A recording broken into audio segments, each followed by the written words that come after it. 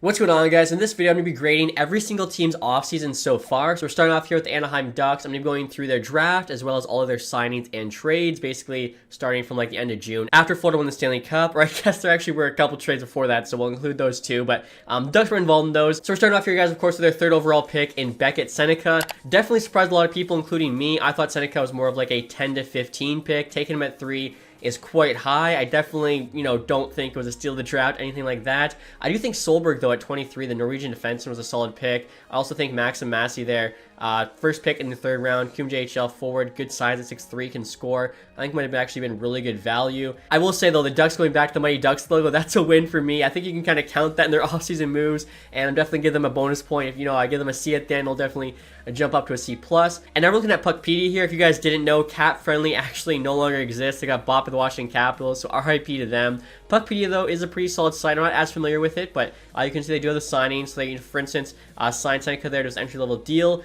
Really, the Ducks didn't do much. Like, Vakanainen, $1 million, Brett Leeson, Lundstrom, 1.5, and then, you're into May. So they, I don't think, signed a single free agent this summer. I think it was, The Athletic. They somehow were, 14th best free agency, and they did nothing. I don't understand. I guess because they didn't do anything bad, but for me, doing nothing, they're a rebuilder, so no bad signings. I don't know. And then in terms of trades, they got Robbie Fabry there for Alexander Gage, who's kind of just like a meh goalie. And they also got a 4th-round pick with Fabry taking on that contract. And I feel like Fabry can definitely play in the Ducks' top 9. They definitely have that space. That, of course, is if he's healthy. And to look at everything here, guys, I think I'd probably give the Ducks offseason a C. Would have been a C-, but again, I really love, them going back to the Mighty Ducks logo. So because of that, they get a hard C, which I think is pretty fair. And now going through the teams alphabetically, guys, we would normally have the Arizona Coyotes up next, but of course they no longer exist, so they get the easiest F of my life. Obviously, they're now the Utah Hockey Club, so I will do them next, even though, this should be happening later on. Them taking Tich again at 6, I was actually quite surprised by. In all of my mocks, I had the Flames taking him at the 9, 10, 11 spot, and people said, oh, you just have Calgary reaching on him because he's actually going to go later if it was any other team. Turns out that was actually going to be a really good pick for Calgary since he goes 6th there to Utah. Again, I probably think like Seneca, there's better players available at that spot, but not, as much of a reach as Seneca was. Cole Bodwin there from Barrie, I don't think it's too bad of a pick late in the first round. Some of these other guys, Owen Allard, of course, on the Canadian World Junior team. A lot of the Europeans there I'm unfortunately not too familiar with, but overall I feel like for their first draft, pretty decent. Now in terms of their signings here, they signed Sokolov after trading for him. We'll get to that. They signed Barrett Hayton there, 2.65 for 2 years. I think that's a fine deal. Curtis Douglas, League Min, the guy's 6'9", former Spit. Let's see here, Kevin Connaughton, League Min. Ian Cole, 3.1 million for 1 year. I actually missed that signing. That's not too bad. They definitely needed help on defense. Kevin Stunlin there, 2 years, $2 million. That's probably a little bit for him, but it's fine, I guess. Now, this was a big sign they made. Sean Dursey, $6 million for 4 years. Definitely played very good for them last year. Was he $6 million good? Probably not. They have the caps to spend, so I'm not really going to knock them too much for it. Ideally, he's probably more 4.5 to 5. Valimaki actually played decent, 2 years, $2 million. I don't hate that. Kesheline, 2 years, 1.4. O'Brien there as an enforcer. They gave him for 3 years at $1 million. Julio Chonik, League Min, for 2 years. I feel like they actually excelled the most in their trades. I'd probably give their draft I don't know, a C+ maybe. Their signings also a C+ maybe, but the trades, I think I'd have to give their trades A+. So getting Mikhail Sergachev there. They do give up JJ Moser, who's a pretty solid young defenseman, and Connor Geekie, but Sergachev immediately becomes their number 1 defenseman. They also trade for John Marino, 2 second-round picks for him. I don't think it's bad value at all. They also get a 5th-round pick back. They immediately become their best 2 defensemen. That's probably their top pair. Sergachev on the left, Marino on the right. You can then have Dursey play on the second pair. Again, probably with Evan Cole maybe to round out that top 4. Their defense definitely going to be a lot better than it was last season. And I think this trade here as well, getting Sokolov there from the Senators. Sokolov's been playing very, very well in the AHL the last couple of years. If he actually gets a chance at the NHL with Utah, could turn out to be a solid player. I think Jenik there, hopefully I'm saying his name right. The Senators were looking more for a bottom 6 player, which of course Sokolov isn't as much. He's a middle 6. So I think that trade works for both teams, but I do give Utah the win. And then again, I think they made really good trades getting both Marino and Sergachev. So overall, Utah's offseason, what would I grade it? I mean, they just became an NHL team. They probably get bonus points for that. I'm going to say signings, nothing crazy, nothing bad. Draft, again, decent, really good trades. I'm going to give them an A-. I think Utah A- here seems right. And now next you guys look at the Boston Bruins. So they only had 4 picks in this draft. Their first one was actually late first-round pick. They got in the Allmark trade, so kind of funny. Original pick, went to Detroit, went to Ottawa, then back to Boston. They took Dean Letourneau. Very interesting pick, 6'7" centerman. So if he can actually become a player, like, that'd have to be the biggest forward in the NHL. I can't think of a forward right now that's bigger than 6'6", like Tage Thomas is around there, maybe 6'5". 6'7's crazy. Now, he's a high school player. High school players are always definitely, very risky, but again, being 6'7", I don't know. That's a guy that could maybe be an absolute beast or could never make the NHL. I think it's, definitely high risk, high reward pick, which I don't actually mind. The next three players there, I'm not too familiar with any of these guys, so I can't really, comment too much. Signing-wise, they definitely made a big splash this summer. Elias Lindholm there, 7 years, making almost $8 million. Lindholm was probably the number one center available in free agency, apart from maybe Steven Stamkos. So they get him, probably paid him around what he should have been worth. There are a lot of people saying he might get 8 or 9. This year, though, it wasn't that good, so I think that's a pretty fair cap hit. I'm more worried, honestly, about the years than I am the contract, but Boston's in win-now mode, so they probably figure when they're rebuilding, they'll have a Lindholm who's not worth the money, who can just help them hit the cap floor or something. Zadorov there, making $5 million for 6 years. I think that's a bit much for him. Obviously, a solid physical defenseman, but I think ideally you're not paying him more than 4. Max Jones on a 2-year at $1 million isn't that bad. Riley Tuft, league min. Cole Koepka, same thing. Trying to see Jordan Osterley, league man. These guys can fill in. Ian Mitchell there. Again, I think, they made a couple, big tries with Lindholm, Zadorov. Both you'd like to have cheaper, but not too terrible. Zadorov as well, 6 years, I think, is a bit much. And then in terms of the trades, just a little 4th-round pick swap. Don't like the trade they made, giving Allmark to the Sens for Korpisalo, who was a cap dump, Kostelic in a first. Like, Korpisalo, I think Ottawa should have had to pay a first-round pick to get rid of, even at 25% retention. I think Korpisalo, they're still paying him like 3.5 or something. You could get a backup for $1 million, and then basically they got Allmark then for Kostelic. I feel like Allmark should have been worth at least a second-round pick. Boston should have got more here, so that trade is an F for Boston. The signings, though, aren't that bad. They're like, B, B minus. The draft's like a C. The draft's like a C, I'd say. So overall, I'm going to be nice and I think give Boston a C minus. I feel like that's pretty fair still. And next year, guys, we got the Buffalo Sabres, who got Konsta Helenius at number 14 in the first round of the draft. I thought that was a very, very good pick. I'm not sure if I would say steal because he was supposed to go in that range, but I think great pick for them. I think probably, honestly, a big reason why they traded Savoy. Talk about that later. Adam Kleber here, big defense from the USHL, 6'6", played for Lincoln. Not bad, early second round. They get Patrick Geary here from Michigan State. Overall, I think, the draft they had was solid. In terms of the signings, they got Helenius signed. Yoki Harju there, 1 year, $3.1 million. Seems like a bit for him, but not terrible. James Reimer at $1 million, not bad. It's like an option if Lukin or Levi get injured. Jason Zucker at $5 million. I'm not a huge fan of this sign, especially since they basically bought out Jeff Skinner to then pay Zucker. I feel like they should have just kept Skinner at that point. I think you could honestly say they bought out Skinner, who was making $9 million if I'm correct, and then right here you're paying $8.5 to Zucker, Lafferty, and Obkabel. I feel like I'd rather have Jeff Skinner not bought out than these 3 guys. Maybe I'm in the minority, but I just don't really like those signings. Zucker's like a decent middle 6 winger, but, again, Skinner is better. And then these 2 guys here are just kind of like average bottom 6 players. Not a huge fan of it. Jacob Bryson, though, at 900K is not that bad. Let's see, anything else? Jack Rathbone, I think, at League Min. Could be decent. Same there with Kale Clegg. So in regards to the signings, like I said, some of them I'm not a huge fan of. Others weren't too bad. The trades, I don't really like a lot of their trades. I hate this trade here. Savoy to the Oilers. I think they got fleeced. Ryan McLeod is like a third-line center. I don't think he really has the potential to be better because, he didn't really score much on the Oilers, who, of course, were one of the highest-scoring teams. Tulio's not a terrible prospect, but you're giving up a blue-chip prospect in Savoy. Dominated the WHL the last 2 years. I know he's only 5'9", but he almost was like an exceptional status player. He's a very good playmaker. I think he has a very good chance to be a top 6 player in this league, if not an elite player. I think they should have gotten more for him, and I think they basically just wanted to win now. They feel like they have enough prospects they can afford to give him up, but I feel like they should have called around a bit more and got a better return, or at least, asked for more from Edmonton. Even just get a second-round pick or something with McLeod there and Tulio. Beck Mellenstand there for a second. I think they overpaid for a, bottom 6 guy. I think them trading down there and getting a second, still walking away with Helenius was actually not bad at all with the Sharks. But again, the other 2 trades there are like F and probably D minus for me. The signings are C's. The draft, I'd probably actually give them a B. So, I don't know, a B, a C, and an F. That's kind of like Boston.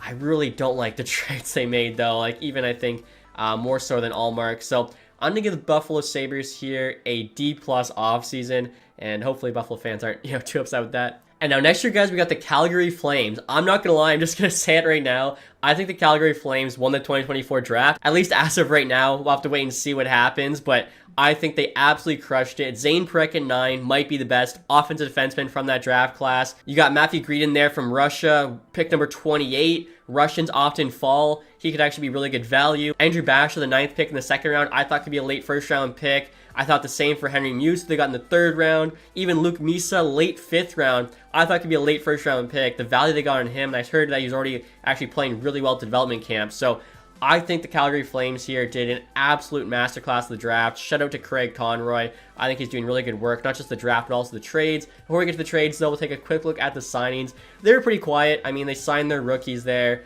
Did they even really do anything other than that? Sharangovich got a 5-year deal at 5.75. Probably a little bit expensive for him. I know he had a good season last year, but I don't know if I'd be giving out that big of a contract yet. I'd probably prefer like a 2-year, $4 million for Sharangovich, see what happens, assuming they still have RFA control. I'm not sure his age, but again, I think a bit much, whatever. Anthony Mantha, 1 year, 3.5, I think could be really good. They could definitely flip him at the deadline if he is playing in that top 6, producing.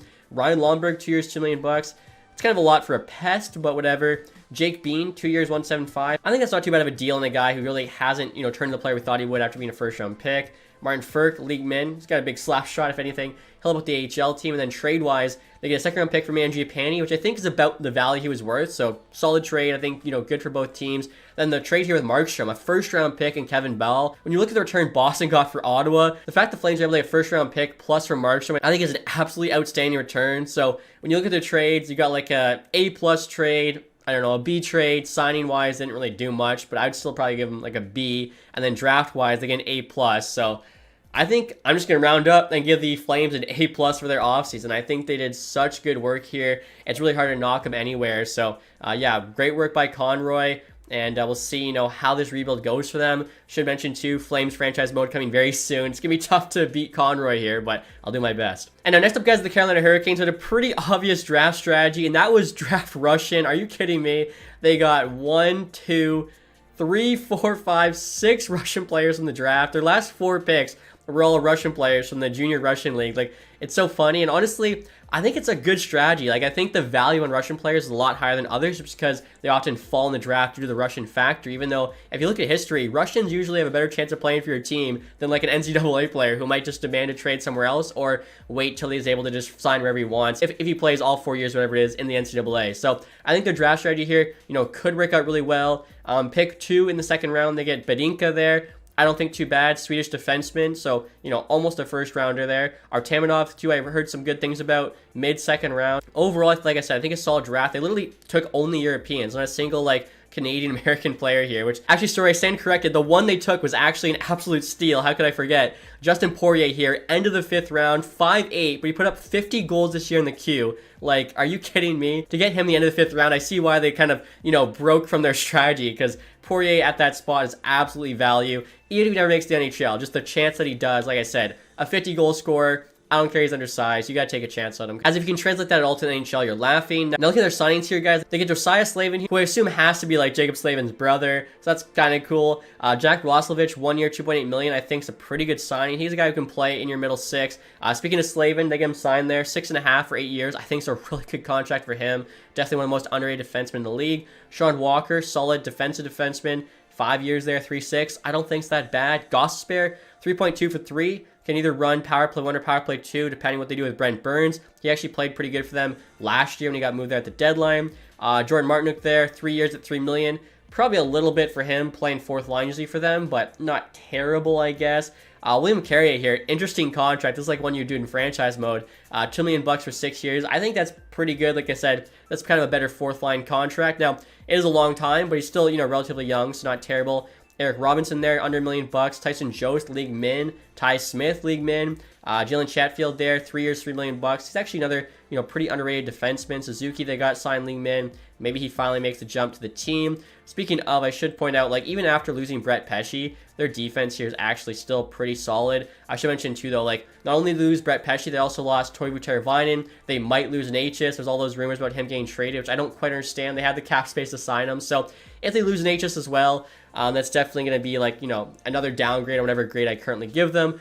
They did trade away Dylan Coghlan there for future considerations. Not amazing. They had a 3rd round pick back for Gensel, who wasn't going to sign with them, which is actually pretty solid. And so for Carolina's grade, guys, I'm thinking a B-, which obviously could be affected by the Nature's trade, whether or not they win or lose that. But for right now, they're still on the team. I'm thinking B- is fine. Now moving on, guys, with the Chicago Blackhawks. They had 3 first-round picks, which is pretty good. Their first pick, of course, 2nd overall, Artemi Levshinov. Probably the best defenseman in the draft class. Obviously, time will tell, but I think not a bad pick. Definitely a safe one. I know a lot of people, especially Blackhawks fans, wanted Demidov, but I don't think Levshinov's too bad there. AJ Spelcy in the 3rd. I'm a Spitfire fan, so I'm rooting for him. Again, they got 3 first-round picks. It was a pretty solid draft. In terms of the signings, Tyler Bertuzzi, I think 4 years, 5.5, playing top 6, could be really good for them. Terry Vine returns to Chicago, 5.4 for 3.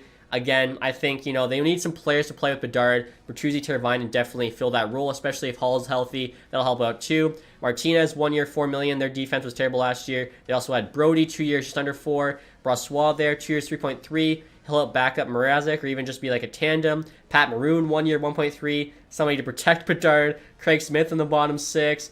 I honestly think the Blackhawks had a really good offseason here. I think that's pretty much it, though, for the signings. Like I said, they went out and did what they had to do. Get some guys to play with Bedard, add to their defense, get a little bit grittier. And in terms of their trades, they only made a couple here. That was moving back in the 1st round, as well as getting Mikheyev there for free, essentially. As the Canucks also gave them Lafferty and then a 2nd round pick. They gave a 4th round pick back, but still, they move up 2 rounds. They get Mikheyev, another guy, like I said, can help, play with Bedard potentially. He probably won't be, though, more like a middle 6 winger, but, they made their team more competitive, which is good. Help them grow, not just be terrible for the 3rd straight season. Help out the defense there, get a decent, tandem partner with Mrazek. I actually thought the Blackhawks had a very, very good offseason in terms of, what they want to do. They're not going to be amazing or anything. They didn't get the biggest free agents, but they did do well, I think, in what they wanted to accomplish. They had a solid draft. I'm giving them a solid A. I think they did really, really good here. Only way they could have done better, I think, is maybe a slightly better draft, but overall, I think, an A is fair. And now next year, guys, look at the Avalanche. You definitely wanted to find a solution in goal. They get Ilya Nabokov there early in the 2nd round. No relation of getting Nabokov, but still, very cool name. Kind of crazy, too. He's actually 21 years old, so I think he's the oldest you can possibly be and still get drafted. Also, I think it has to do with, playing in Russia compared to Canada, but still, cool pick there. Also, they get a couple more goalies in the 5th round. Like I said, they're trying to, find a solution there in goal. Obviously, Yorgi's decent, but I think his numbers are a lot better because of the team in front of him. William Zellers here, actually, from Shattuck St. Mary's is kind of cool as well. So, overall draft, I mean, not amazing, not terrible. I think that's pretty average draft. Signing-wise, they do get Eric Brandshaw for $900K, which I think is really good value, especially if you can turn to a player. Jonathan Duran they bring back, 1 year, 2.5, so not that bad. Calvin DeHaan, league min, because they actually had to fill out the bottom D pair. Jacob McDonald, Kiviranta there as well on a league min deal. Casey Middlestat they re-signed, 5.75 for 3 years. I think that's pretty fair for Middlestat, maybe a tad high, but he's obviously coming off a career season. They need that, second line center spot behind McKinnon. So I think it is a pretty fair contract. And in terms of the trades, I already kind of talked about this one, but I think they got really good value there. 2 seconds and a 3rd for late 1st with Utah. That was actually the only deal they made. So between that, getting some good, cheap contracts, because they have no cap space, especially with Nichushkin, weird deal with his contract, Gabe Landeskog, no TIR. I think they're doing what they can. I would give the Avs a C+. I think that's pretty fair. And now next you guys get the Columbus Blue Jackets, of course, took Kane Lindstrom 4th overall. I don't think that was a too bad pick. I think there was a player I'd probably take over him, but still, Lindstrom at 4. Everyone kind of assumed this was the pick. They could have a really solid, I think, 1-2 punch, him and Fantilli for the future. Charlie Ellick there, early 2nd rounds, also solid. Evan Gardner as well, late in the 2nd. Even Luca Morelli there from Oshawa in the 3rd. I think, they definitely address some positions and needs. They go for a goalie, a couple of defensemen after Lindstrom. Pretty solid draft. Signing-wise, they bring Jack Johnson back to Columbus. Dylan Gambrell on a league min. I mean, they didn't really do too much. Sean Monahan, I say that, and Sean Monahan was their big deal. 5 years, 5.5. Good for him. That crazy, Flames pay a 1st to get rid of him. Montreal gets a 1st, trade him. And now he gets pretty much an identical contract to what, the Flames trade away. I think, again, until Lindstrom's ready, he's a decent, top 6 center for them. Chinikov as well here, 2.1. That's a little bit earlier, but still good value. So didn't really do too much, but they didn't mess up. No good Branson, 4x4. They traded Texte for a 4th. Didn't really need him anymore. I think Columbus here had a pretty solid offseason. Nothing outstanding, nothing bad. Maybe B-, I think. And now we have the Dallas Stars here, guys. Emil Hemming, late 1st round, I actually think is a really good pick. The other 2 guys have nothing to say I don't know about. Matt Dumba there, 2 years, 375 to help with the defense. Same with Labushkin, 325, 3 years. I think those two guys, not terrible money, not terrible term. They bring Matt Duchene back on like an absolute steal, 1 year, $3 million. That's what he paid him last year when it was kind of like a prove it year. He played well, and he's coming back for the same cheap contract. So that's a really nice one. Nils Lundqvist as well, 125. To Smith, $1 million the next 3 years. They got their backup behind Ottinger. Looking at the rest of this here, mostly like cheap deals. Sam Steele, 1.2. Alex Petrovic there, league min for 2 years. He obviously did play a bit when they had injuries. So I think the signings are pretty solid. Trade-wise, they get rid of Radek Faska's contract for free to the Blues, get future considerations back. Chris Tanev obviously wasn't going to sign with them. They get something for his signing rights. That's better than nothing. I actually think the Dallas Stars did some pretty good work here. I give them a B+.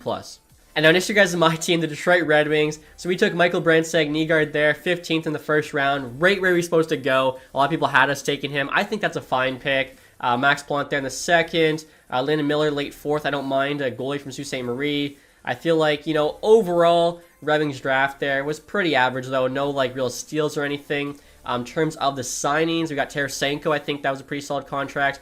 2 years, just under $5 million. A lot of people didn't like this one, but, like, Tarasenko, I think, still has some game. Not a lot of term. Cap's not terrible. Maybe you'd like it to be, like, 4.25, but definitely not a huge overpayment. Cam Talbot, 2 years, 2.5. He actually played pretty well last year with LA. Eric Gustafsson, 2 years, $2 million. He's a guy that can produce as an offensive defenseman when he gets the ice time. I know last year when Fox was down for the Rangers, Gustafsson was actually, doing pretty well there. Christian Fischer comes back, 1 year, 125. We had Jack Campbell, league man. I think he's definitely like an insurance option behind, I guess, Lyon and Talbot. I feel like Husso's probably on his way out somehow. They're just trying to figure it out. Bringing back Patrick Kane, though, that was huge, of course. 1 year, $4 million. A lot of people thought he was going to leave us. Luckily, did not happen. I will say the worst part of Detroit's offseason was definitely the trades. Like, Jake Wallman. We'll just start with this one. Jake Wallman in a second for nothing. Wallman, in my opinion, was our second best defenseman behind Seider. To give up a second-round pick with him, to get rid of his contract, and get nothing in return, I'm still trying to figure out what they were thinking here. I know a lot of people thought, oh, this is just like the first move of something bigger that's going to happen. That was not the case, at least hasn't been the case yet. I know Eiserman said they had to trade away somebody that teams wanted, but other GMs came out and said, like, I would have taken Wallman with no pick, or I would have taken Wallman with less of a pick. I think we could have at least done better there if Wallman was the guy. I really think, too, we probably could have traded, say, like, Mata or somebody else. I don't know. It just doesn't make sense to me. I'm having a hard time understanding it. Now, we did kind of get the second-round pick for free-ish. Like, we got it in the Andrew Gibson trade. Actually, a local guy, though, so I'm kind of pissed we traded him. And he's from LaSalle. We did get back Kiskinen in there, who's like a third-round pick prospect. Gibson was a second.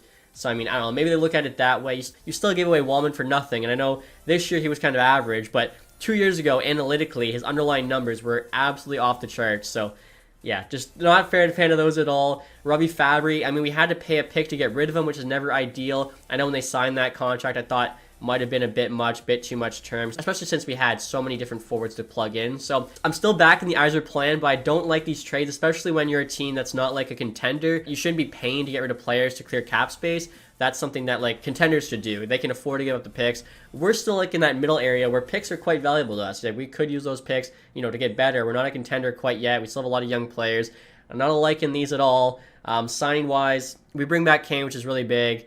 Tarasenko's not too bad. No bad signings, I don't think. Draft was pretty decent. The trades, though, were not great. So this hurts me. I'm going to have to give Detroit a D+, I think, for the offseason. That hurts to do. But I feel like the Wallman trade could have been the worst trade of the summer, honestly. There's a few in contention. This is one of them. And now next year, guys, we have the champions of the West, the Edmonton Oilers, of course, coming off a Game 7 Stanley Cup loss. They still got 1 year left on Draisaitl's contract, 2 more years on McDavid. Can they get back there before one of those guys potentially leaves? Look at their draft. I thought they did quite well. Sam O'Reilly there, last pick in the first round. I didn't really like what they gave up to get that pick. 2025/2026 first to get the last pick in the first round. Chances are your pick will not be the last pick, right? But, I mean, if they really liked him, they had him higher ranked. I understand it. Emil Vinny, I think, the last pick in the second round, could end up being the best goalie from this draft, was very good value. This defenseman, though, Sundin, late in the 6th round, definitely another guy like his name. In terms of the signings, I think Raphael Lavoie there, league min, maybe finally makes it. Connor Carrick, add some defensive depth. Victor Arvidsson, I think, 2 years, $4 million. Perfect term, perfect price. Jeff Skinner, 1 year, $3 million. I might even try to get Skinner on a couple more years because I think he's honestly quite solid. Henrique, 2 years, $3 million. Great deal. Same with Janmark there, 1.45 for 3 years. Perry, 1 year, 1.5. Connor Brown, 1 year, $1 million. Josh Brown, $1 million for 3 years. Probably should have been under $1 million, but at least it's totally variable if you want to. Troy Stetcher, basically league min. Connor Delia there, bit of goalie insurance as well. So overall, I think Edmonton, they get Pickard back, $1 million there for 2 years. He actually played, pretty well when they needed him. I think Edmonton made some great signings. Skinner Arvidsson, of course, in particular. And then the trade of the offseason, I think, it's this one right here. Getting Matthew Savoy. I mean, I already talked about it with Buffalo for McLeod and Tullio. Absolutely unreal work. I think I said earlier how the Flames had the best draft of 2024. Well, I would give Oilers the best summer of 2024. So the Battle of Alberta, it's still raging, even though one team's contending, one team's rebuilding. It's crazy to me, too. Like, I say that as they don't even have an actual GM. Right now, it's Jeff Jackson as, like, the interim GM. He's actually, like, the CEO of Oilers management, whatever it is, his title. I don't know why he doesn't become the GM. Like, the dude is crushing it. I feel like whatever GM they hire is going to no way be able to do what he's done this summer. Like, every move he's made so far, I feel like has been an absolute win. So we'll see what happens on that front. But yeah, so far, obviously, I think they had the best summer. An easy A+, maybe even A++. And it's kind of funny, guys. I'm talking about the champions of the West. We're now talking about the champions of the entire NHL, the Florida Panthers. Looking at their draft here, didn't pick until the end of the second round. I'm not going to lie, I'm not too familiar with a lot of these players, but that doesn't mean they had a bad draft. It just means, I'm not, educated on a lot of the leagues. I feel like for me to have a bad draft, you have to have like a high pick and clearly go way off the board, mess it up kind of thing, or take a player who's clearly like an idiot kind of thing. So Florida, I would say because nobody's jumping out at me as a steal or anything, I would say average looking draft. Signing wise, they get Boqvist and League Min. I think honestly a really good chance to be a great value signing, kind of like last year with OEL, Kulikov, Lundell. They get for 6 years at $5 million.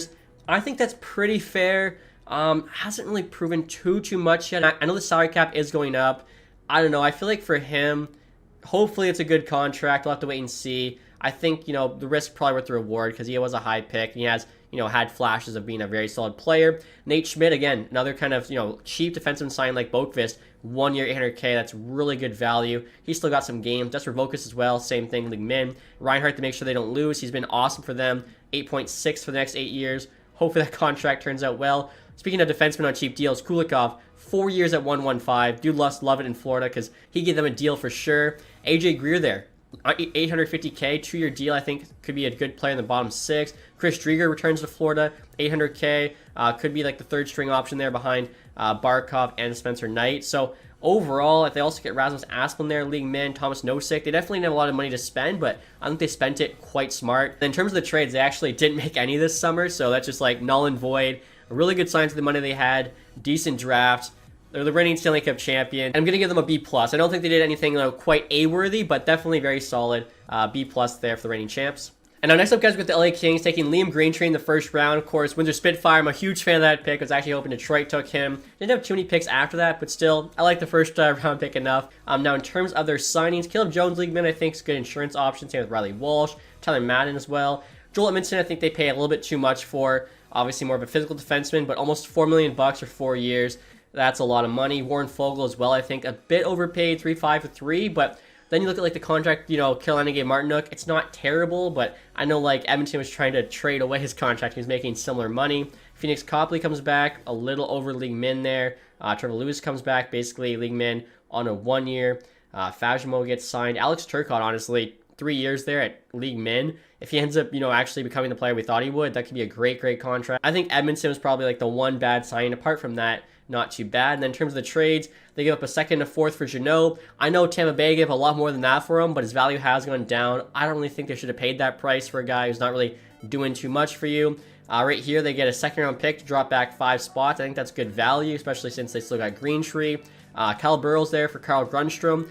Burrow's like a decent bomb-pairing defenseman. Grundstrom might have still had some game. Decent trade. And then, of course, the big one, Dubois there for Kemper. So their goaltending duo right now is probably going to be Kemper-Copley for next year after, of course, letting Talbot go to Red Wings. I don't mind this trade. Dubois wasn't working in LA. To get out of that contract without having to retain any salary, give up any picks, I mean, I think that's a pretty good job done by them. I do think he'll probably play better on Washington, just feed Novi the puck. But if they didn't want him, the fact that they got out of that contract cleanly, Kemper obviously making a bit of money, like $5 million for the next 3 years, but it's nowhere near as bad. And apparently that's the first trade they made since trading for him last year. I don't know if that's accurate, but if that is hilarious. I don't know if I've ever seen that. A year gap and it's just the same player getting traded. So, I mean, overall, a couple of good trades, a decent trade, a bad trade, one bad signing, the rest are fine. I liked their draft. I'm going to give them a B. I think a B's fair. And next up, guys, the Minnesota Wild, who I think probably were second best in the draft this year behind the Flames for me. I think Booyam at 12, absolute steal. They had to give a third-round pick to swap picks with Flyers, but still definitely worth it in case, you know, the Flyers might have taken him. Ryder Ritchie as well, early second, I think is a really good pick. Kiva Harju, late fourth, I think is an absolute steal. I'm sure you guys probably saw. He told Bill Guerin, you know, you just made the pick of the draft. I mean, getting him that late, like, the dude was injured last year. I don't know how he falls that far after being projected first round off an injury. I mean, even if it was a bad injury, even if there's whatever else, him not being the biggest at 5'10", late fourth for Kiva Harju is a steal. Signing-wise, you get Chisholm there, $1 million there for 1 year. Drennan there, 3.5 or 4. I think a bit of term and money for a guy in your bottom 6. Not a huge fan of that. I think, you know, those kind of players you want shorter term, less money. That was kind of honestly all they did. Obviously, the Suter Parise buyouts are definitely hurting them. We can't knock it against them because that's kind of like last year or whatever, 2 years ago's issue. Trade-wise, we of course know that trade there, the 4th-round pick swap. Then moving up to get Booyam. So not a ton of trades here to go off of. They get Clark for Beckman. That's like a meh. That's like a pretty even swap. Signing-wise, nothing crazy. Trent's a little bit of money, but then insane draft. I'm gonna give them. I mean, it's tough because they didn't really do enough outside of the draft. I'll give them an A-. I think the draft's good enough. They got to be in the A range. They didn't really do much outside of that, though, so A- makes sense. And next up, guys, we got the Montreal Canadiens, who I think had one of the biggest steals of the draft, getting Demidov at 5. A lot of people said he was the second most talented player in this draft, behind, of course, Macklin Celebrini. So the fact they gave him at 5, I think, is a steal. They definitely make up for Pashto Michkov last year. Even Michael Hayes there at 21, committed to Michigan, I think was a very good pick. They get Saku Koivu's son, early 3rd round. I really like the draft they put together. Look at their signings here. Slavkovsky, big long-term deal for the first overall pick. 7.6 for the next 8 years. I put in a tweet saying, you know, this deal could be amazing. It could be fair. It could be terrible. I'm leaning like it's going to be fair. I don't really see Slavkovsky being like a $12 million player. I don't see him being a $2 million player. He's probably going to be somewhere in that, you know, 7 to 9 range, in which case this is fair, maybe slightly, you know, better value for the Canadian, which is why I think it was a pretty good bet for them to make. I saw someone reply to my tweet that actually made a lot of sense, and they basically said if this doesn't end up being a good deal, then it doesn't matter anyway because they're not going to be winning anything. So I think that's fair. Go for it. If this doesn't work out, you're screwed either way. Rest of the deals here. Brabeleg returns to Quebec there, League Min. Let's see. I think Luke Tuck, 900K, not bad. Lane Hudson here. That's already happened. Wow, so they actually didn't really do much aside from Slavkovsky. And then trade-wise, they gave away Kovacevic there for a 4th, and they moved up in the first round to get Hage, which I said was good for the Kings, so they got Greentree. Well, it also worked out good for the Canadians. They got Michael Hage there. So overall, Canadians, I mean, fine trades there, fine signings. I think a really good draft. I'm going to give them an A. I think the Canadians deserve it. And now next, you guys with the Nashville Predators had a good amount of picks. You can see 3 there in the 3rd round. A couple guys from the WHL. Their first round pick was Igor Surin there from Russia. I'm not too familiar with him, unfortunately, but, you know, late first round pick. Hopefully ends up, you know, being a steal. Again, for the draft, it's either like obvious players who were steals or obvious players where they reached. Otherwise, it's just kind of everyone's on the same playing field. As a draft is so much luck-based, and it takes years to find out, you know, who actually did well. Signing-wise, Nick Blankenberg from Columbus, 2 years, league man, I think is really good.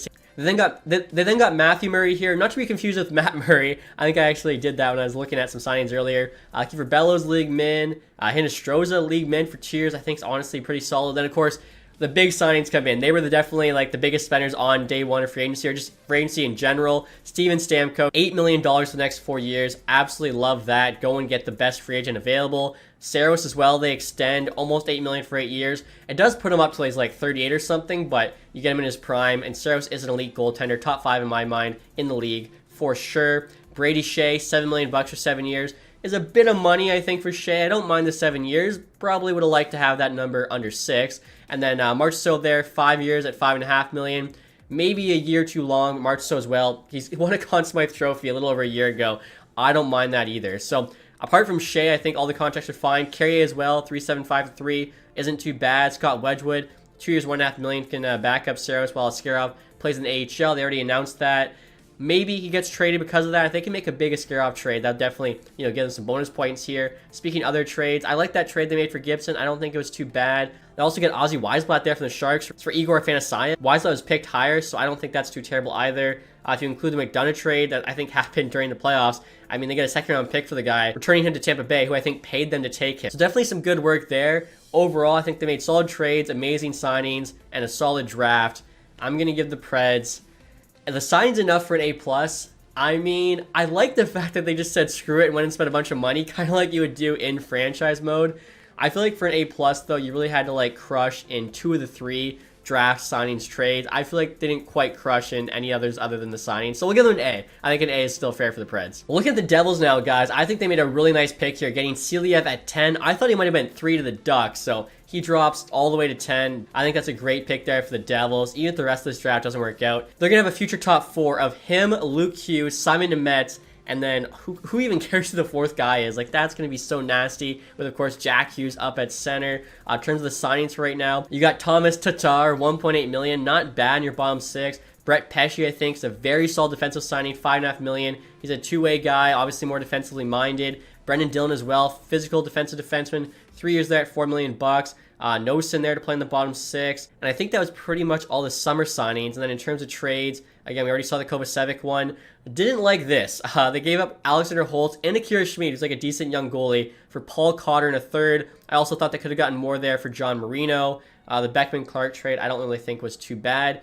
Markstrom, I liked, but then I saw the price, they could have gotten Allmark for. I do think they had to address goalie, though, so I will give them, that little bit. But in terms of their trades, they definitely could have done better. Signings was pretty much, whatever. Draft I liked, so I'll give them a B. And next year, guys, with the New York Islanders, another team I think got a steal in the draft. Cole Eiserman at 20. Could be the best goal scorer from this draft. Again, at 20. Absolute steal. Polkinen as well, late 2nd round. Big Finnish defenseman, 6'6". I think they had a pretty decent draft. Signing-wise, they also did some good work. Liam Foudy on a league min. Maybe you can pitch in your bottom 6. They also get Duclair there. 4 years, $3.5 million. Duclair can play when healthy. Mike Riley's not too bad as a bottom pair defenseman. 1.25. Looks to be about all they did. So, not too much, but I do like the little moves. Even the trade, they only made 1, but they get a free 2nd round pick, essentially. They drop back 2 spots in the 1st round before the draft even happens. So, like, their guy could have still been there, and then they drop back 4 spots in the 2nd round to get a free late 2nd round pick. I thought that was a pretty good trade by them. So, overall, not a ton of stuff, but everything they did do was good. I'm going to say a B+ there for the Islanders. And next up, guys, we have the other New York team here in the Rangers. They get EJ Emery end of the 1st round. Solid defenseman, I think. He was supposed to go around at the end of the 1st round, so good value there. After that, they get Nathan Espaniel. He's actually a guy I've seen play. 6'6" forward there for Flint. Can't tell you much more about his game other than what his height tells you, and that's that he's big. You really notice, I think, the size when you watch Junior, because a lot of the guys are actually still like 5'7" or whatever. They haven't hit their growth spurt quite yet. So, I mean, the Rangers draft, they're not too bad. Signing-wise, I believe they were quite quiet. You look here, Fitzgerald, Ben-Olivier Gruel, Carrick there. 3 years at $1 million. Not too bad, actually. That's actually really good value there for like a bottom 6 guy. And then after that, it's like going back to June 13th. Kako, 1 year, 2.4. I think that's pretty decent for him. Still wondering if they're going to trade him or not. Trade-wise, they got Riley Smith for a 2nd and a 5th. I think his value is probably around a 2nd. Penguins did retain 25%, which I didn't even realize. So, getting a little bit cheaper, I see why they threw in the 5th, which is also conditional. Pretty good work there by them. So the Rangers, didn't really blow me out of the water here, but everything looks to be decent. They didn't really have the cap space to add much more than that. I'm thinking B-, C+. I'm gonna give them a B-. It's gonna be nice. And now next you guys are the Ottawa Senators, and their summer is so tough to grade. Carter Yakimichuk, their 1st pick, 7th overall, I thought was a bit of a reach, especially being the 2nd defenseman taken off the board behind Levshinov. I would have rather had Bouillon if I was them, Perek. The other guys I'm already forgetting. Sam Dickinson. Yakimichuk did not make a ton of sense to me. Early 2nd round, they take another defenseman as well. Big guy there, Ellison, 6'7". Like, I don't know, you just kind of reached on Yakimichuk, then you go D again. Interesting draft. Signing-wise, Jenik, of course, traded for, then signed. Shane Pinto, 2 years, 3.75s. Not that bad. Philip Bruce from Blackhawks, 1 year league min. Could be decent. David Perron, 2 years, $4 million. Not terrible. Noah Gregor, they get cheap. Matthew Highmore there. No one that really moves the needle, though. And then in terms of the trades, like, they're all over the place. I think Sokolov for Janik was pretty fair, but I actually do like Sokolov more, so I give Utah the edge. Matthew Joseph in a 3rd, so they dumped salary there. Although I'm pretty sure looking at their current salary cap space, they could keep him, so I don't really know what the point was of that. Obviously not ideal. Again, kind of like the Red Wings. You're not a contender. You shouldn't be giving up picks to drop contracts. This trade here did not like for the Sens. Nick Jensen in the 3rd, all you get back for Jacob Chychrun after giving up a 1st and 2 seconds, a year and a half ago. Not good asset management. Now, the trade before that, Allmark for Korpisalo in a 1st, an amazing trade because you're dumping Korpisalo's contract, you're getting a really good goalie. So they literally followed up like an A+ trade with we'll give him a D- trade on that one. so strange to me. So again, grading them, I think the draft could have been better. Signings, they didn't really do much. Trades, they had a good one, a bad one, an okay one. I'm gonna give them a C-. I think the Allmark trade doing a lot of the heavy lifting there as well. All right, guys, next up we have the Philadelphia Flyers. They get Jet Luchenko at 13. Not a bad pick. I do think there was some better players still on the board.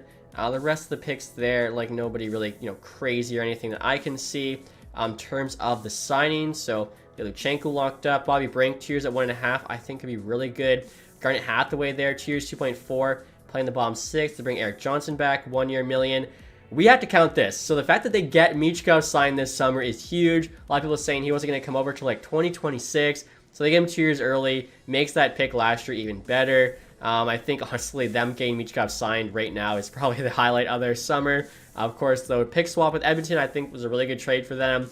They do drop back, don't get Booyam. They get a third. They weren't going to take him anyway. It's a free third-round pick. So the Flyers here, I would say pretty average, like a B-. The fact they get Michkov signed, though, I think gives them a couple points. I'm going to give them a B+ just because of Michkov signing. It's that huge. And next year, guys, are the Pittsburgh Penguins. Kyle Dubas' second summer as GM. The 2 second-round picks, you get Harrison Brunick there, defenseman from WHL. Also Tanner Howell there from WHL, of course, played with Bedard. I don't think too bad for their 2 seconds. In terms of the signings here, they get Sebastian Aho, the defenseman, league min. Not bad. Matt Grzelcyk, 1 year, 275, should help them out. Blake Lizotte, 185. Beauvillier, I think, really good deal, 125. He actually, had some flashes there with the Canucks for a bit. Obviously playing with the Blackhawks as well. Emil Bemstrom there on a league min. Like, definitely some guys to fill in, potentially, play good for you. In terms of the trade market I mentioned, I think Riley Smith, 2nd to 5th, even with 25% return, was a pretty good return for the Penguins. I also really like this trade here. Kevin Hayes, they get a 2nd-round pick with him. I mean, the fact they get 2 second-round picks and they swap Smith for Hayes, not, too much of a downgrade there. Obviously, they're in a weird situation here, trying to compete still with Crosby, but also trying to, retool without fully rebuilding. So their summer, couple second-round picks, swap Smith for Hayes. No one crazy in signings, but nobody bad either. Decent draft considering what they had to work with. I'm going to give them a B-. I think they're right around average, which is about a B-. And now, guys, we have the San Jose Sharks, who, of course, took Macklin Celebrini first overall in the draft. Even though, they won their draft in the, early summer, late spring. I think you got to count the Celebrini picks. They get the best player from the draft. They also get Dickinson at 11, and they even get Chernyshov there, first pick, second round. I thought he could have been a late first-round pick. So I think they did really, really well there with their first 3 picks in particular. You look at their signings here as well. They already got some of these young guys signed. Carl Grundstrom there, of course. They traded for Dellandrea, same thing. Tyler Toffoli, 4 years, $6 million. Maybe a slight overpay, but you're trying not to be an embarrassment. Kind of like the Blackhawks. He's a guy who can score goals, can play with these young dudes. Celebrini, Smith, Eklund, Wenberg, same thing. Good playmaker, also solid defensively. Let's see, Justin Bailey there, cheap. Luke Kunin they bring back. And then in terms of the trade market, I think, honestly, Mike Grier made some good moves. I like, getting Grundstrom for Burrows. I like moving up, taking Dickinson. They got Wallman in a second for free. Amazing trade. I still can't believe it as a Red Wing. I feel like they lost Weisblatt for Fanasayev. I think Weisblatt was the better prospect. They get Tyler Dellandrea from the Stars for a 4th. Really good value. So tough to find many holes here with this summer. Again, they get Celebrini first overall. They get a steal of a trade with some other good moves, some solid signings. I think it's not too far-fetched to give the Sharks A+ here. A very, very good summer for them, and hopefully a bright future there down in San Jose. And now next up, guys, we got the Seattle Kraken. They get Berkeley Cannon at 8, which I actually thought was a solid pick. Mettinen there from Everett. Early second rounds, not too bad of value. Clark Caswell even. I know he has elite potential for a little bit. Not quite that, but still in the 5th round, not a bad player to take. In terms of their signing, so Tolvanen comes back, 3.5 for 2. What a waiver pickup by them. Let's see here. You got Josh Mahura, 1 year league mins, not terrible. Same with Maxime Lajoie, just adding some defensive depth. Brandon Montour, 7x7. That one's so tough. He looked so good in Florida, but on Anaheim Buffalo, it was so meh. Chandler Stevenson, 7 years, 6.25. He's a guy I'm not completely sold on, but the money's not terrible. You probably would prefer 5.5. It's more so the term with him. So they take a couple chances there. They had some cap space. They go out and use it. I think that's about it for them in terms of the big names. Trades, they didn't do anything. So they take a couple swings. Neither of them are terrible contracts by any means. I think they had a pretty solid draft. I'm going to give the Kraken a B. I think a B is fair. And now next year, guys, you have the St. Louis Blues, who clearly had a thing they wanted to prioritize in this draft. That was defense, and I get why. I remember when Cap Friendly existed, I was looking at their defensive prospects, and they was pretty barren. Obviously, their current defense, you don't really have a true number one, so they went out and tried to address that issue. Adam Jaracek, first round pick, 16, makes a lot of sense. All their guys are big too, 6'3". Colin Raff there from Shattuck St. Mary, 6'5". Luke Fisher there from Sarnia, 6'3". Watched him play a bit. Solid defenseman for sure. They get Ryan Suter just recently, league min. I feel like you can't really lose there. All you can do is hope he plays well for you. Pavel Buchnevich, $8 million for 6 years. Very similar contract to Robert Thomas, Jordan Kyrou. Rest of this deal. You also got Pierre-Olivier Joseph there, 1 year, $950K. They actually unite the brothers, which I think is pretty cool. Kasperi Kapanen, 1 year, $1 million, so some speed. Texier there, $2.1 million for the next 2 years. Got him for a 4th round pick. Speaking of, you can see their trades. Had to give away a 2nd round pick to get rid of Hayes, but they get a 3rd back with Joseph from the Senators. So they dropped a round. They get Joseph to replace Hayes. Not quite as good a player. Faxed it for free from the Stars. The Blues are a team that's definitely kind of like in no man's land. They're not good enough, I think, to make the playoffs next year, nor are they bad enough to completely tank. They're probably going to finish somewhere between, 9 and 12 in the West. So in that regard, that's not really where you want to be. You either want to be going for it or you want to be tanking. I think the Blues, their offseason, they really didn't do anything terrible, though. So I don't know if I can give them a bad grade just because I don't really understand what they're trying to accomplish. I'm going to give them a B-. I think they didn't really do anything wrong. I like to see them actually choose a path, either full-blown rebuild or actually try and bring in some better players here. And now next year, guys, we have the Tampa Bay Lightning. So they didn't have a single pick in the first 3 rounds. Their first pick was a late 4th. They did still have 7 picks in this draft, just, again, all late picks. The only player I can really comment on, Caden Petra there. Saw play a bit for Flint. Honestly, it didn't look terrible, so getting him late 6th, I think, is decent value. In terms of their signs, guys, I actually didn't even check this one. It just happened. JJ Moser, 2 years, 3.375. I think that's actually really good value for him, especially if he does get better, although it's only a bridge, so if he gets better, they might have to pay him in 3 years. Victor Hedman as well, they get locked up, $8 million for 4 years. So he's a leader on the team that actually, gets paid. Kim Atkinson, $900K, can't go wrong. Jake Gensel, of course, the big free agent signing, $9 million for the next 7 years, totaling $63 million. Gergensen, 3 years, $850K. Really good value signing there, playing the bottom 6. I feel like Gergensen never played playoff hockey, clearly wants to, taking a discount, I think, for sure. Yolanen even, 1 year league min, I think is not a bad, chance. Derek Pouliot, remember when he was like a big-time prospect? Never turned down, unfortunately, for him. But in terms of the trades, they're pretty busy. Traded for the rights of Jake Gensel, 3rd round pick. The fact that they signed him means it definitely was worth it. They get a 2nd and a 4th for Janot. I think was actually, it's tough to grade because they gave up too much to get him. What his value is now, that was actually a good return. So based on this trade alone, I think that was a good deal for Tampa. Then again, they traded away Sergachev, and they got back Moser, Geekie, a 2nd and a 7th. Not a terrible return. It's obviously going to really depend on how good Connor Geekie ends up. Sergachev's better than Moser. The 2nd and the 7th are whatever picks. It's all going to depend on how good Geekie is. If he ends up being a 3rd-line center, they lose the trade. If he's a 2nd-line center, it's probably equal. If he's a 1st-line center, they probably lose the trade. So time will tell. But overall, guys, for the Lightning, I'm going to give them an F. And obviously, it has nothing to do with anything I've talked about so far. That's the fact that they did their captain so dirty. To have Steven Stamkos drafted 1st overall 16 years ago in 2008, stay by your team the entire time, even when they were bad, stays through it all, wins back-to-back Stanley Cups, makes a Stanley Cup final in the 3rd year. I mean, the face of your franchise, leads in points, goals, games played, all these other stats. I can flash it on screen. And then to offer him $3 million for 8 years, kind of a slap in the face. I mean, honestly, it just, people tell me, in franchise, when I move on from my long-term vets for other, new shiny toys, like the Jake Gensels, it's unrealistic and stuff. I just think, even if it makes sense on paper, I feel like a lot of guys around the league are not going to like seeing that, and it could affect your franchise negatively in the long term. I could be wrong. Guys could not care. They could just say it's a business, it happens, but I think there's going to be some guys that are turned off by that and maybe, don't want to sign with Tampa for anything longer than a year or two. We'll have to see, but like I said, the disrespect to Stamkos, they get an F. And now next up, guys, we have the Toronto Maple Leafs. So I know a bunch of you, I always say this, but, so many Toronto fans wait until the end for this. Ben Danford there, late 1st round pick, defenseman from Oshawa. Not terrible, late 1st round. Definitely not a steal, but I don't think it's too much of a reach either. Rest of the picks there, they get a lot of guys, they get a couple guys from Russia there. This guy here from the BCHL, Sam McHugh from Owen Sound. We'll see what happens in terms of their signings. So let's take a look here. Chris Tanev, 6 years, 4.5. When I first saw that, I thought the money was good, the term's a bit long though. I think ideally this is like a 4.5, 3-year deal. You never know though, he might still be good by the end of this. I just don't see it happening, especially with, the type of game he plays, being a defenseman. Joseph Wool there, 3 years, 3.6, I don't think it's too bad. Ekman Larsson, I think they paid a bit too much, 3.5 there for 4 years. I mean, he didn't really look too great on Vancouver. There's a reason he got, bought out. Florida, even, he looked decent, but I feel like that's a lot of term for a guy who was just kind of a risky signing by the Panthers. Stolar's even, $2.5 million for a backup's probably more than you want to pay. Hakanpää, 1.5 for 2. I've heard he has some health issues, so hopefully you can just put him on LTIR and basically either free money or it's actually a pretty good contract if he's not. Matt Murray they do bring back cheap, $875. I think Max Domi actually got a good contract there, 3.75 for 4 years. For a guy who's going to play second or third line for you, I don't think that's that bad. Liljegren as well, $3 million, 2 years, is pretty decent. So, I mean, overall, apart from maybe the Ekman Larsson contract and the Tanev years on the contract, I think the rest of the moves were fine.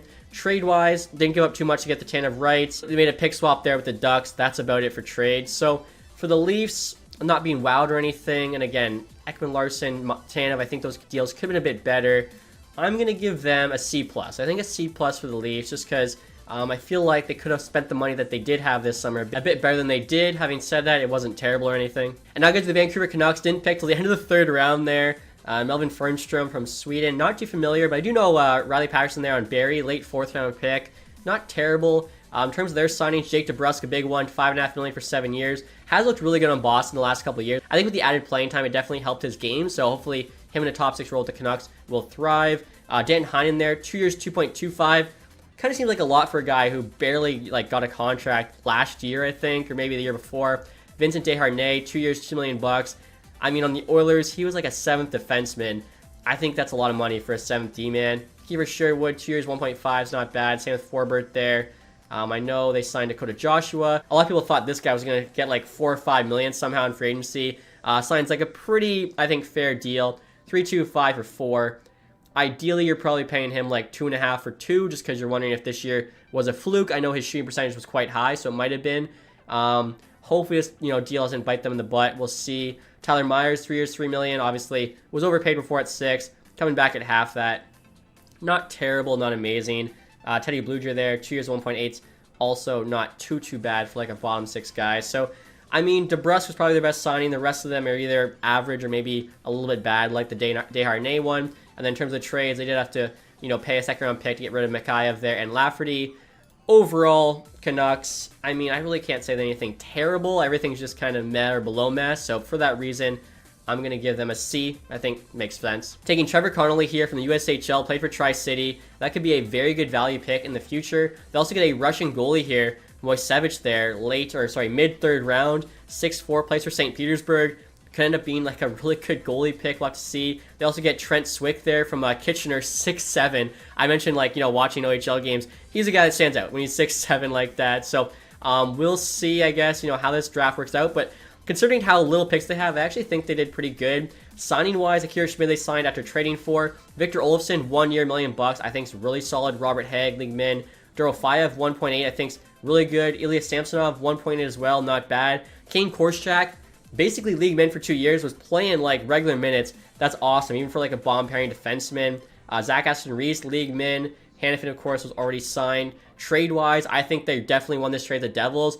Even if Alexander Holtz doesn't turn into anything, you already know what Paul Cotter is. He's a 3rd-line winger. Holtz, there's still a chance he could be a 30-plus goal scorer in this league. And then you get Schmid, who's actually a pretty solid young goaltender. So even if Holtz isn't, you get something back. I like the trade for Vegas. Logan Thompson for a couple thirds. I get it. They're going with Hill. I think Thompson probably ends up being the better goalie, though, in 2 years' time. I'm still not, fully sold on Aiden Hill. Goalies are so up and down. I know they won the Cup with them, though, so it makes sense. I guess this trade is fine. And then actually we're back to the hurdle trade at the deadline. So Vegas, I thought had a pretty good draft. I thought had some pretty good signings. Had a couple pretty good trades. The thing is, they lost Marchessault. They let him go. The Conn Smythe Trophy winner. Not quite as bad as Tampa Bay letting go of Stamkos, but still, a little bit, I don't know. They also lost Stevenson. I think there's somebody else I'm missing that, they lost from the team. Still did decent work considering. I'm going to give them, I like their draft. I'm gonna give, and I like their value signings. Now they didn't wow me anywhere either. I'm going to give them a C+. I think that's pretty fair. It was like a C+ or a B-. The fact, they don't bring back Conn Smythe, winner, Mark, so it's a C+. And now the Washington Capitals here, guys, I think had a sneaky good draft. Tarek Paraskak here, hopefully I pronounced that name right. He's a right winger for Prince George, the WHL, put up a ton of points this season. Definitely, I think, the Capitals just want guys to help Ovi hit his goal record. Paraskak, if he gets to the NHL soon, could definitely do that. Cole Hudson, if he's even close to being as good as his brother, early second round pick, could be some great value. Ilya Protas here. He's actually from Belarus, playing the USHL, just signed the Spitfires, so obviously I'm pulling for him. Hope he does well with the Capitals once he eventually makes the jump to the NHL. In terms of their signings now, so a bunch of just rookies getting signed. Let's take a look here. Riley Sutter, league min's not bad. Matt Roy, 6 years there, 5.75. He's a solid, defensive defenseman. A lot of money though for him, and I think a lot of term. You'd probably want this to be like a 4.5 by 4, but I feel like other teams are offering, if you want them, you have to do this. It's tough. Connor McMichael, bridge deal, 2.1 for 2, I think solid. Brandon Duane, 1.85 for 2 for pretty solid bomb 6 winger, isn't bad. I think Taylor Radish, 1 year, $1 million. Didn't play great on Blackhawks this year, but maybe can kind of come back to the 2023 player we saw. Other than that, I think that's it for signings. Trades, I love the trade they made for Jacob Chikrin. Love the trade they made for Logan Thompson, only giving up a couple thirds. Love trading Beck Melenstein, who's a pretty replaceable fourth line winger for a second round pick. And then I love also, giving up a second round pick to get Mangiapane. I love going for it, trading Darcy Kemper for Pierre-Luc Dubois. You're really hoping Dubois can play well with Ovi or whoever it is, make plays. And at that point, the contract, like I said, if Ovi hits the record, they pay Dubois the rest of the contract. They don't care. You can see making a ton of moves. And I think every move made them better. Dubois, definitely more of an impact than Kemper. Charlie Lindgren beat him out last year. Mangiapane, a solid player. They get a second round pick for a fourth liner. Logan Thompson, you now have a good goalie duo again after losing Kemper. And then Chikrin, definitely a better player than Nick Jensen. So very good on the trades. I think their trades is an A for sure. The signings is it's kind of just meh. And then the draft I actually thought was pretty good. So I'm going to give them an A. I actually think the Capitals had a really good offseason. And now guys, with the Winnipeg Jets, their first pick came in the early second round. Alphonse Frey, hopefully I said that right, Swedish defenseman there. Now Kevin Heath from the Niagara Ice Dogs, saw him play a bit, OHL. Not too bad for a fourth round pick. In terms of signings, they were quite quiet. Colgan we saw they got for free. League min. Stanley, 2 years, a little over $1 million. Gustafson there, $800K. Hayden Fleury they get. Mason Shaw they get. League min. Anderson Dolan. Colin Miller, 1.5 for 2 years out of the defense. Capo Kakin in there. I think $1 million for a goalie. Backup Hellebuck is fine. Also Comrie there, so they got a couple options. Dylan DeMello, I think that was actually pretty good, 4.9 for 4. A very underrated, solid defensive defenseman. And again, when you look at Matt Roy's deal, they're pretty equal to me. Maybe Matt Roy is significantly better, but this is the kind of contract I think the Capitals should have paid for him. And I know I gave them an A, and that's because they made so many good trades. I still stand by that. And that was all the Jets did. And they were in the playoffs last year. They had some money trade-wise. Colgan for free. They gave it, and that was actually it. So the Jets did nothing. The draft was pretty meh. I know they're trying to trade McGroarty. Hasn't happened yet. It's tough to grade Winnipeg. I feel like they definitely should have made moves, especially when you look at that Central. They didn't trade away anybody, which is good. They didn't trade away Ehlers or something stupid like that. They didn't really do a lot though either. So I guess you give them a C- because they didn't screw up. But again, they didn't really do anything I loved either. So C- for the Jets. And that is it, guys. There's my grades for every single team's offseason. Hopefully you enjoyed this video. If you did, leave that thumbs up. Subscribe if you haven't. Have a nice day, guys. Goodbye.